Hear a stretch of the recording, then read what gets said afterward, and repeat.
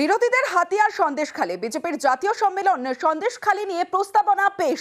আর বসে নেই তৃণমূল কংগ্রেস ও বীরভূমের সভা থেকে সুর সপ্তমে চড়ালেন মমতা বন্দ্যোপাধ্যায়। তিলকে তাল করছে, শান্তির পরিবর্তে আগুন লাগাচ্ছে। সামনেই লোকসভা ভোট, তার আগে সন্দেশখালী নিয়ে রাজনীতির হাওয়া গরম। রবিবার বীরভূমের সিউড়ির সভা থেকে সুর চড়ান মমতা বন্দ্যোপাধ্যায়। একটা ঘটনা ঘটেছে, ঘটনাটা ঘটনা হয়েছে। প্রথমে ইডিকে পাঠিয়েছে, তারপরে তার বন্ধু বিজেপি ঢুকেছে, ইডিকে সাথে নিয়ে ঢুকে তিলকে তাল করছে, শান্তির পরিবর্তে আগুন লাগাচ্ছে। আমি বলতে চাই তাদের, যার যা অভিযোগ আছে আমি অফিসার পাঠাবো, তারা শুনবে।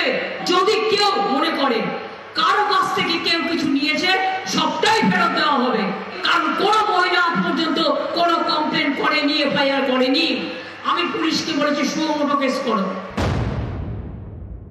আমাদের ব্লক প্রেসিডেন্ট অ্যারেস্ট হয়ে গেছে, এমনকি আরাবল ভঙ্গরে, ও তো আমাদের কর্মী, ও তো অ্যারেস্ট হয়ে আছে। তোমরা কতজনকে অ্যারেস্ট করেছো? আমি কি পারি না করতে? গদ্দারদের অ্যারেস্ট করতে একটু সময় দিচ্ছি, সুতো ছাড়ছি। সন্দেশখালী নিয়ে শাসক দলের হুঙ্কার, কোমর বেঁধে নেমেছে বিজেপিও। শনি রবি দিল্লিতে তাদের জাতীয় সম্মেলন, সেখানকার প্রস্তাবনাতেও রয়েছে সন্দেশখালী। বিজেপির প্রস্তাবনায় বলা হয়েছে, পশ্চিমবঙ্গে সন্দেশখালীর ঘটনা মানবতার লজ্জা, এমন ঘটনা নিন্দনীয়। এই ঘটনা সারা দেশকে চমকে দিয়েছে। সন্দেশখালীর মর্মান্তিক ঘটনা প্রকাশ্যে এসেছে।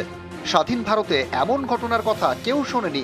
পশ্চিমবঙ্গের এই ঘটনা মানবতার লজ্জা। ভারতীয় জনতা পার্টি এই ঘটনার তীব্র নিন্দা জানায়। অবিলম্বে অপরাধীদের উপযুক্ত শাস্তির দাবি করে। हमारे ही इस देश में एक राज्य है वेस्ट बंगाल, क्या हो रहा है वहां? नारियों के साथ किस प्रकार का जुल्म ढाया जा रहा है, उनकी इज्जत और अस्मत के साथ खिलवाड़ किया जा रहा है। पश्चिम बंगाल की संदेशखाली में जो कुछ भी हुआ है, और हमारे कार्यकर्ता जिस बहादुरी के साथ इस जुल्म और अत्याचार के खिलाफ लड़ रहे हैं, मैं अपने वेस्ट बंगाल के कार्यकर्ताओं का अभिनंदन करना चाहता हूं। সন্দেশখালীতে যেটা হচ্ছে সেটা অতিরঞ্জিত, সেটা সাজানো। প্রথম দুদিন জমি, তৃতীয় দিন পুকুর, চতুর্থ দিন নন পেমেন্ট, কোনোটাই কাজে দিল না। পঞ্চম দিন থেকে হঠাৎ লাগাতার নারী নির্যাতন। উন্নাও, হাতরাস, উত্তরপ্রদেশ, মধ্যপ্রদেশ, ত্রিপুরা, মণিপুর, এগুলো দেখতে পাচ্ছেন না? লজ্জা করছেন অমিত শাহ? গোটা দেশের কলঙ্ক এবং বেদনার কারণ হচ্ছে বিজেপি। নিউজ 18 বাংলা।